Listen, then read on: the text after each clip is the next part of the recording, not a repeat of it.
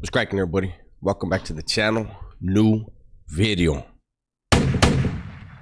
Yesterday I took a day off, had to take care of a bunch of stuff. I'm back, and we're going to talk briefly about something that I'm pretty sure is already going to be, for some reason, a topic.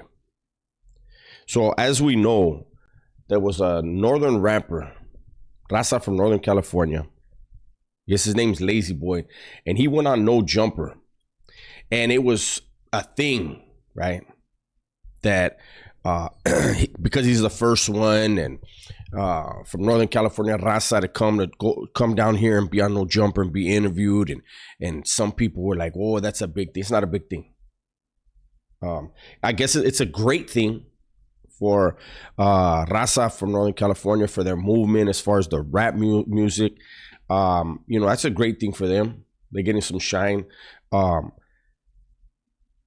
of us from California know there's been so much good music throughout the history of rap. There's been so much good music to come out of the Bay Area, and they never got their shine. E40, a bunch of, I'm not going to sit here and try to name them all, but there's a bunch of them that good ass music that we bumped all the time in Southern California, but that nationwide they did not get the attention that they deserve, right? Now, that said, I watched about a half hour of the interview. I think it was about a half hour, I'm not sure. And I already know there was a discussion in there. I don't even think it was 5 minutes. Maybe it was. I think the interview was 45 minutes, but there was like a 5-minute thing, right?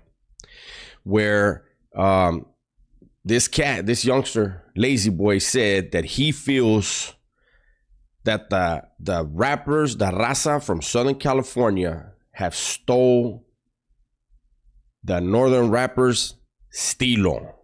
And we're not even gonna just do that. We're gonna also do this. Oh my God. It's going to turn into a thing for content creators, certain ones. And I get it. We want interaction. We always need interaction for the channel's growth, and also so the channels don't get stale, right? But I don't see the thing. I don't see, me personally, when I heard it, I was like, okay. And surprisingly, it wasn't really Adam that led him down that. It was just him, something from his heart, feeling like, hey, dudes down in Southern California have more opportunity than dudes up north. But that being said, here's my 2 cents. As far as Raza from Southern California rappers, I'm just going to say rap. I'm not going to keep saying Raza every time. You guys just follow me, right? It's easier. As far as vatos from Southern California copying the Northern California stilo, I got to keep it 100% real. I think both groups are copying the blacks.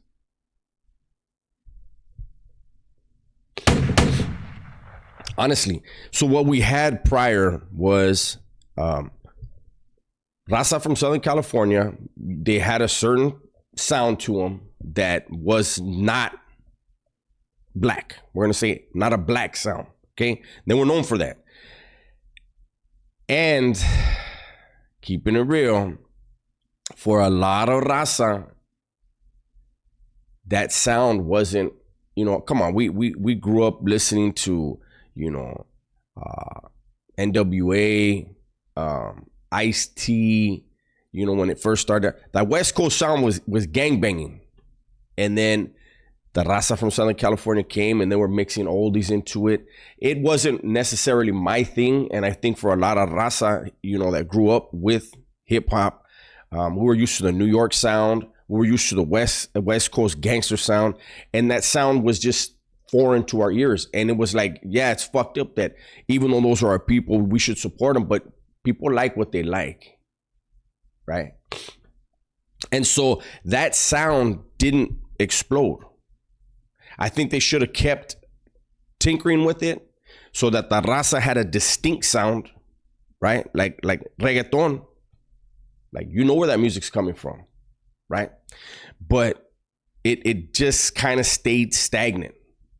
There were some makeup like Conejo. Conejo has had his own style. I don't believe he never had that Southern raza, so-called Chicano rap style. That was never his thing. He was very unique to this day, right? And I think we needed more artists like that. But in Southern California, there was always that thing. If a homie from Southern California had the nerve, the audacity to sound like a black person, in the 80s and 90s, he probably would have got his ass whooped. That's not the case anymore. I've done videos about this. I feel like these youngsters, it doesn't matter what part of California you're from, the estilo is a lot alike. And it's a black style. They have adopted the black vernacular. Almost, it seems like 95% of the vernacular is AKA black culture. You know, I saw the interview with Chito Ranas when he was on No Jumper, and it was cool. It was like the way he was talking was level-headed. Then I saw him on an interview with Duno, and I swear it was every third word was the N-word. I said, damn, this is different. I saw Swifty Blue talking shit about Chito Rana's contract, and he's using the N-word. You know, he got the grill. You know, I don't see. I personally, I mean, I'm not trying to disregard or lessen what that Vato Lazy Boy feels, because a lot of people up there, his homies, feel the same way. But I think if you break it down to its root, the black culture has been appropriated. It's true. Give it to him. I've made videos and said California, the Raza in California was known for its own estilo. You knew when you saw dudes, you know, Pendletons, Ben Davis, you know, some Stacy's, whatever. You knew, like, it didn't matter what part of the country you're from, motherfuckers knew, oh, that fool's from California. It used to be sleeves. The sleeves, tattooed sleeves. Bam, neck down. Oh, that dude's from California. Now everybody's looking like they came out of the same cookie cutter. A lot of these youngsters, they sound the same, they look the same, and I believe it's just the hip hop sound. Me personally. Hopefully this doesn't become a big old, you know, I don't know. To each their own, but I think this, if anybody has issue with this whole Lazy Boy said that the Southerners are stealing it, listen to the whole interview. I would think that if you listen to the interview and you go in with no, your mind ain't made up. You go in with open mind. I think you're going to hear a kid, and I don't mean that in a bad way, but you're going to hear a youngster talk about his parents in a loving way. He was a good kid up until they had a divorce.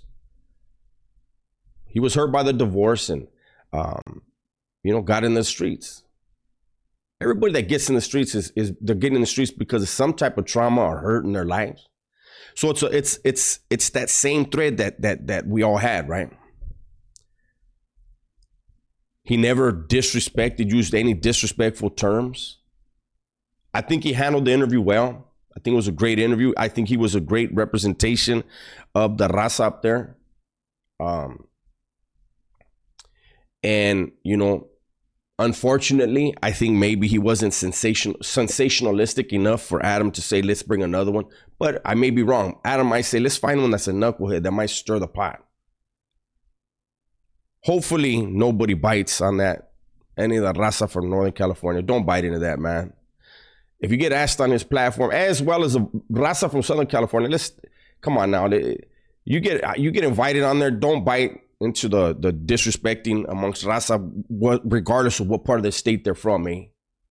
Blow yourself up, blow your platform, your music up, utilize it for what it is. Think when this dude Adam asks questions, and I have to say, I don't like Adam. I believe he's shown so much disrespect and disdain for Raza. But when I was listening, I said, you know what? He didn't really try to trap the dude. He didn't really try to trap him into being disrespectful. So I have to acknowledge that as well. But a zebra can't change his stripes. A tiger cannot change his stripes. Whatever the fuck they say.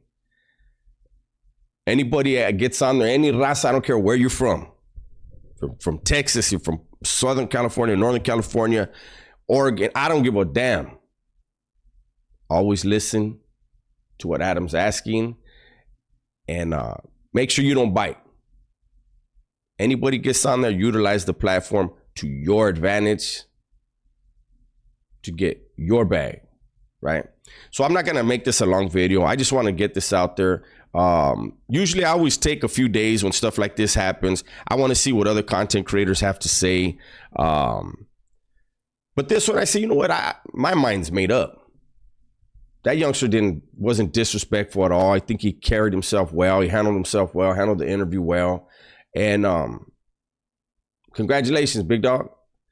That's my video for today. Hopefully you guys enjoyed it. Everybody, please be safe, be smart, and tell the ones you love that you love them. I'm out.